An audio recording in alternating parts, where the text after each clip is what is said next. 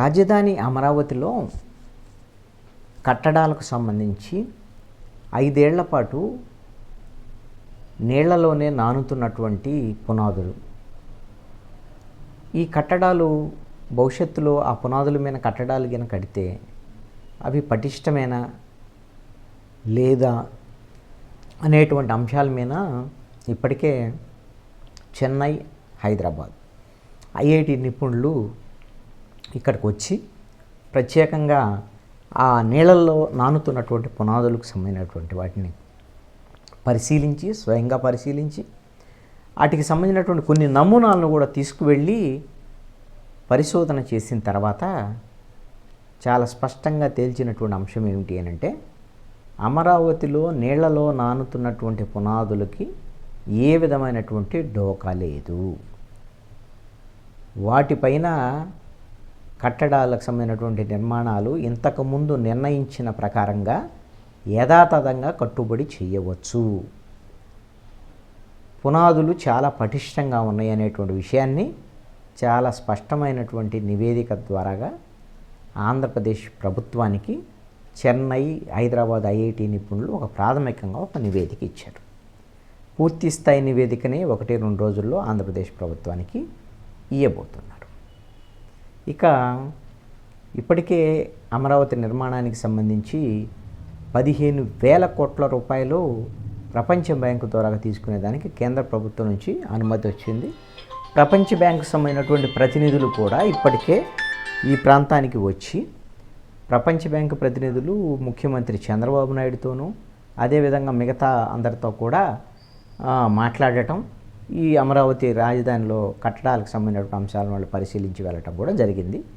మరొక దఫా ప్రపంచ బ్యాంకు ప్రతినిధులు వచ్చిన తర్వాత ఇంకొక దఫా పరిశీలన తర్వాత వాళ్ళు ఈ 15,000 కోట్ల రూపాయలు అండి, ఈ సంవత్సరం 15,000 కోట్ల రూపాయలు మనము ప్రపంచ బ్యాంకు నుంచి తీసుకుంటున్నాం, మిగతా కొంత కేంద్ర ప్రభుత్వం నుంచి సహకారం ఇవన్నీ తీసుకునే దానికి అవకాశం ఉండొచ్చు. అంటే నిర్మాణ పనుల్ని ప్రారంభించడానికి కావాల్సినటువంటి ప్రపంచ బ్యాంకు నుంచి సహకారం అందబోతుంది.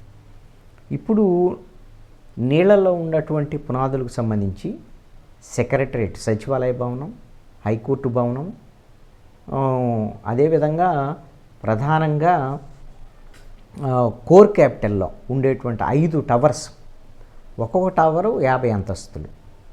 ఈ 5 టవర్స్కి సంబంధించినటువంటి పునాదులు 2015 తర్వాత రాజధాని నిర్మాణం అనేటువంటిది ప్రకటించుకున్న తర్వాత అప్పుడే ఈ పునాదులన్నీ కూడా రాఫ్ట్ ఫౌండేషన్ వేసి పునాదులన్నీ కూడా సిద్ధం చేశారు. అప్పుడు కొన్ని భవనాల్లో హైకోర్టు, అదేవిధంగా సెక్రటరేటు, అసెంబ్లీ వీటికి సంబంధించిన కొన్ని భవనాలు కట్టారు. వాటిల్లో ఆ ఆఫీసులు తాత్కాలికంగా నడుస్తున్నాయి. అదేవిధంగా ఎమ్మెల్యేలు, ఎమ్మెల్సీలకు సంబంధించినటువంటి, ఎంపీలకు సంబంధించినటువంటి క్వార్టర్స్ సంబంధించినటువంటి 28 అంతస్తుల భవనాలని కట్టారు. అది ఫినిషింగ్ దశలో ఉంది. వాటికి కూడా ఏ విధమైనటువంటి డోకా లేదు, ఆ కట్టడాలకు కూడా అనేటువంటి. అదేవిధంగా జడ్జీలకు సంబంధించినటువంటి క్వార్టర్సు, తర్వాత గ్రూప్ 1 ఆఫీసర్సు, సెక్రటరేట్ ఎంప్లాయీస్కి సంబంధించినటువంటి క్వార్టర్స్ కూడా కొంత నిర్మాణం జరిగి ఉంది. వాటికి కూడా ఫినిషింగ్ వర్క్ జరగాల్సి ఉంది. ఆ నిర్మాణాలకు సంబంధించినటువంటి కూడా ఏమీ ఇబ్బంది లేదు అనేటువంటిది తేల్చినటువంటి అంశం.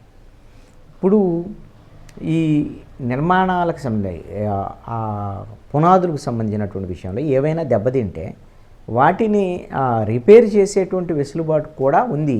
అసలు దెబ్బతిన్న పరిస్థితి అయితే లేదు.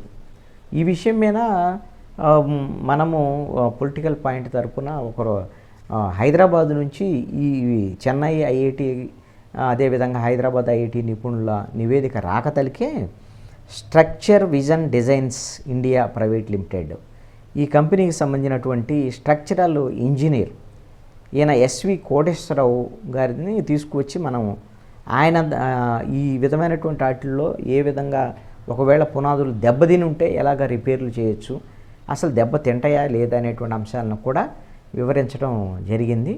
అప్పుడే ఆయన చాలా స్పష్టంగా చెప్పారు, ఎట్టి పరిస్థితుల్లో కూడా ఆ నీళ్ళల్లో ఉన్నప్పటికీ కూడా పునాదులు దెబ్బతినే అవకాశమే లేదు, హాయిగా నిర్మాణాలు జరుపుకోవచ్చు అనేటువంటి అంశాన్ని కూడా ఆయన పొలిటికల్ పాయింట్ ద్వారాగా వెల్లడించినటువంటి పరిస్థితి ఉంది. ఇప్పుడు అదే తరహా నివేదికను కూడా ఇప్పుడు చెన్నై, హైదరాబాద్ ఐఐటి నిపుణులు ఇచ్చినటువంటి పరిస్థితి అయితే ఉంది. ఇక అమరావతి రాజధాని నిర్మాణానికి సంబంధించినటువంటి పనుల్ని ప్రారంభించుకోవటానికి ఇక ఏ విధమైనటువంటి అడ్డంకులు లేకపోవచ్చు.